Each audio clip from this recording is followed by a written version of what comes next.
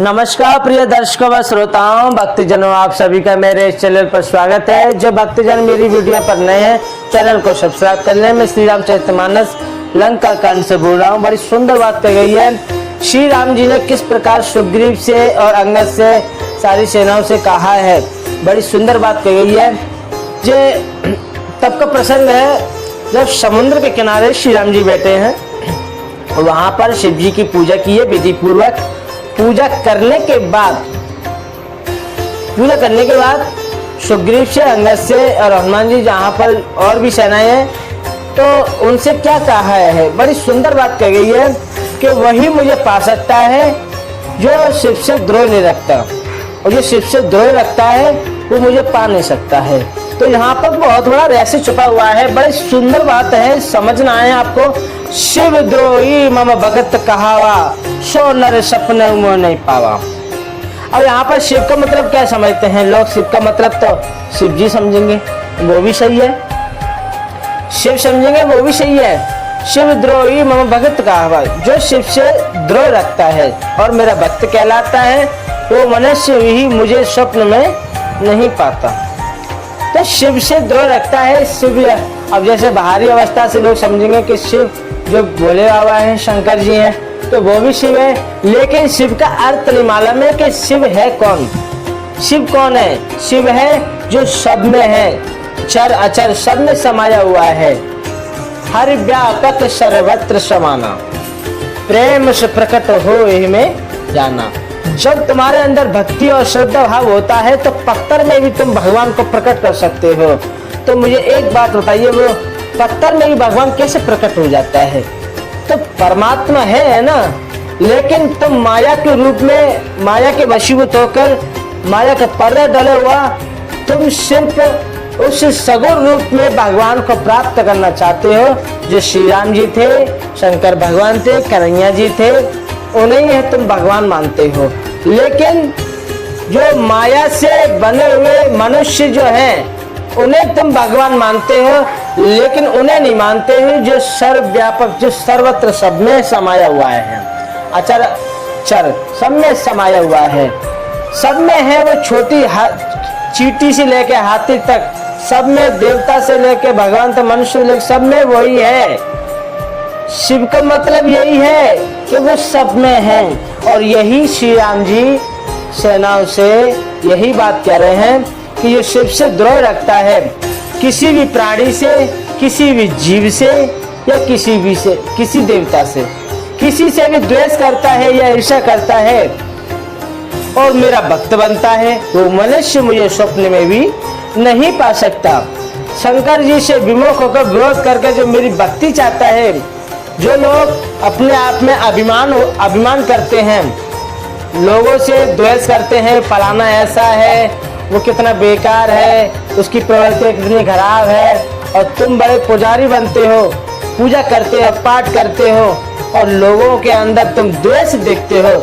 द्वेष जो देखते हो ना, तो यही सबसे बड़ी तुम्हारी कमी है, क्योंकि उसके अंदर भी भगवान है। अगर उसके अंदर भगवान ना हो तो वो जीवित कैसे है, वो चल फिर कैसे रहा है?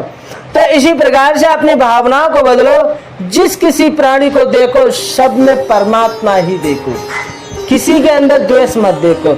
जिसने द्वेष देखना बंद कर दिया, वही परमात्मा को प्राप्त हो जाएगा, परमात्मा की भक्ति को पा जाएगा।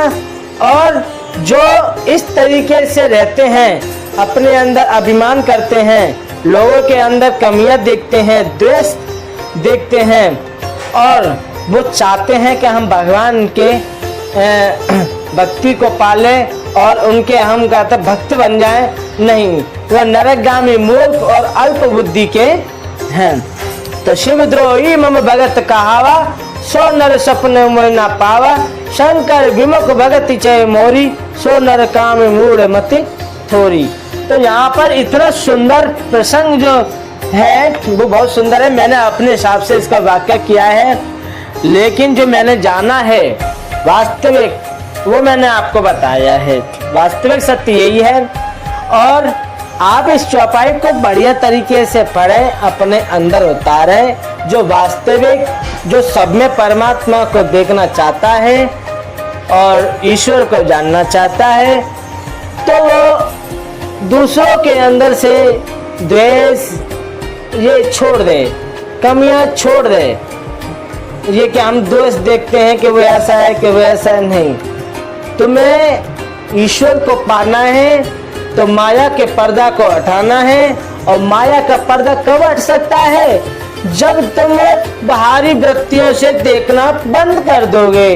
बाहरी वृत्तियों से लोगों के अंदर जो तुम कमियां देख रहे हो, द्वेष देख रहे हो, ईश्वर तुम्हारे अंदर हो रही है, तो तुम ईश्वर को प्राप्त नहीं कर सकते।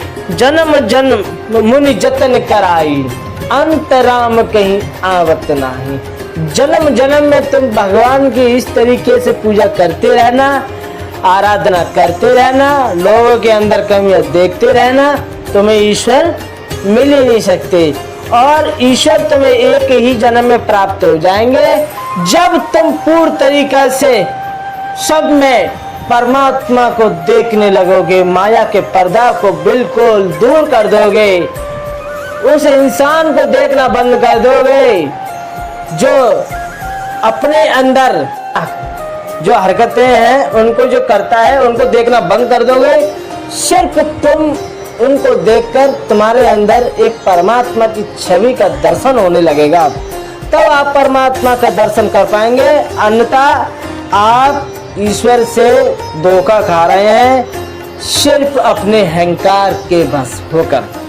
क्योंकि भगवान जिसे अपना मानते हैं और भक्त जो उन्हें अपना मानता है तो वो सब में द्वेष देखना बंद कर देता है, तो परमात्मा उसे अपनी ओर ले लेता है। तो शंकर प्रिय मम द्रोही, शिव द्रोही मम दास, ते नर करई कल्प भरी, घोर नरक में वास।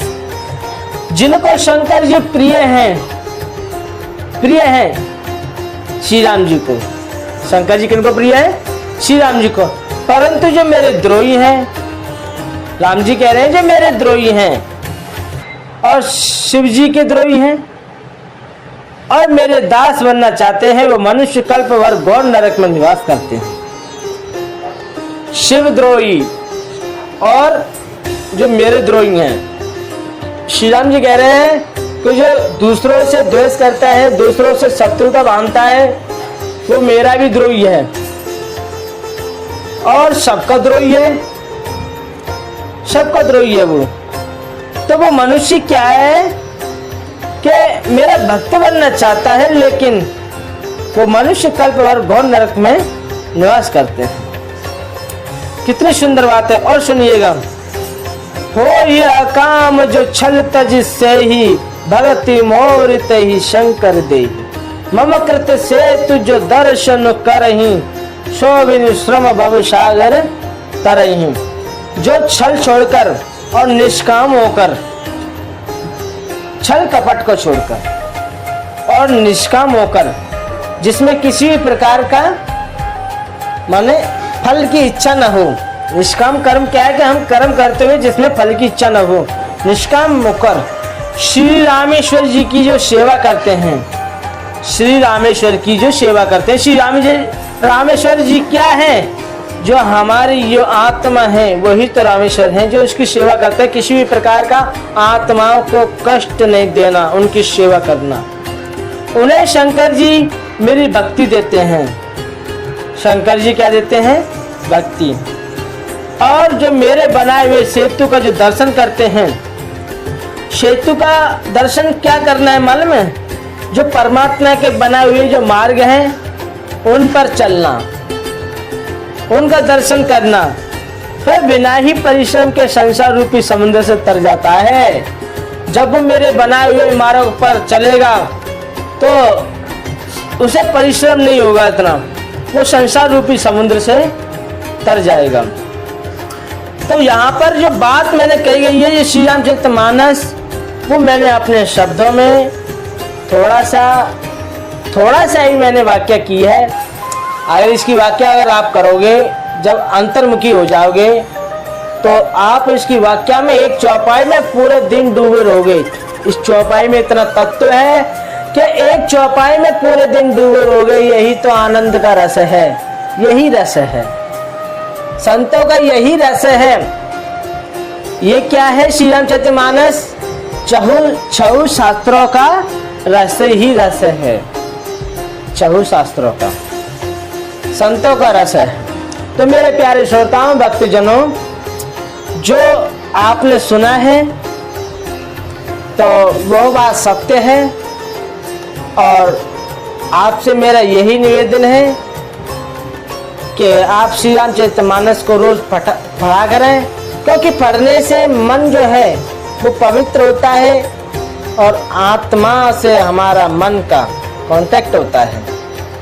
जो हमें सबसे पहले इस मन को बांधना है, क्योंकि मन ये संसार में भटकता रहता है, तो यही बंधन का कारण है, और इसका संसार से भटकना बंद हो जाता है, यही मुक्ति का कारण है। जब मन आत्मा से जुड़ जाएगा, जब मन आत्मा से जुड़ जाएगा, तब फिर इसे मुक्ति अपने आप मिल जाएगी और ये प्रभु की शरण में जाकर आनंद में हो जाएगा। तो मेरे प्यारे श्रोताओं, भक्तजनों, मैं अपनी वाणी को यहाँ पे विराम देता हूँ। जय सिया राम, जय श्री राम।